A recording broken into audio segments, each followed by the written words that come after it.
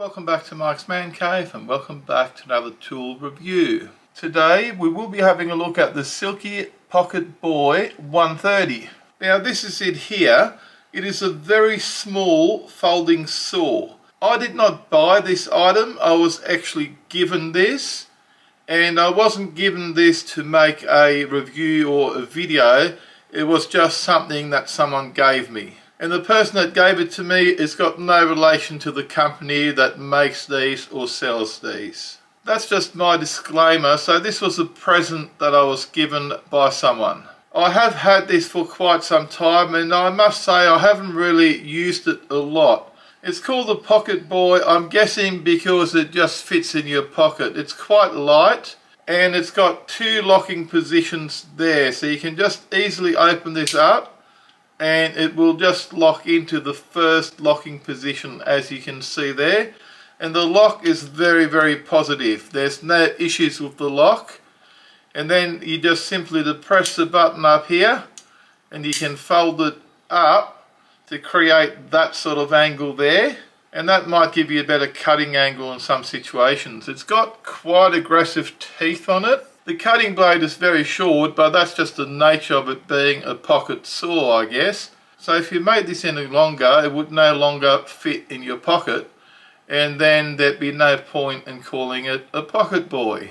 It's got a nice rubberized handle, and these do come in different colors. So if you buy these, which I think they're quite expensive, and I honestly think they're probably more expensive than what you'd expect. I just had a bit of a search on the internet and I come up with a few prices, and I put the price range that I found up here, and that's the sort of prices that these are selling for in Australia. I do quite like this as just a little novelty item to have, and I actually do keep this in my work van all the time. It's just in there, and it does come in handy sometimes to trim off small branches or something like that. So let's go outside and give it a test run and see how well it actually works.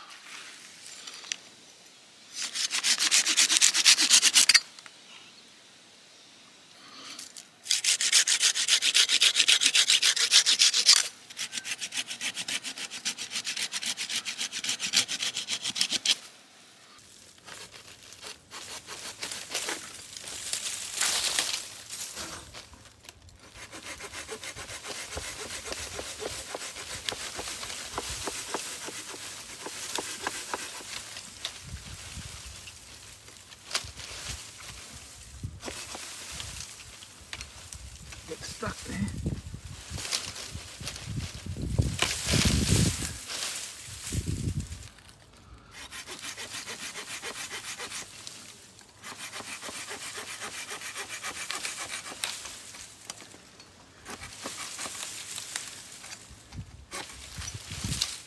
We're back inside, and as you saw, it cuts really well considering how small it is. You might have noticed at one stage I slipped off because of how short the blade is, and it also tends to get stuck right at the end, but that's not the fault of the blade or the saw.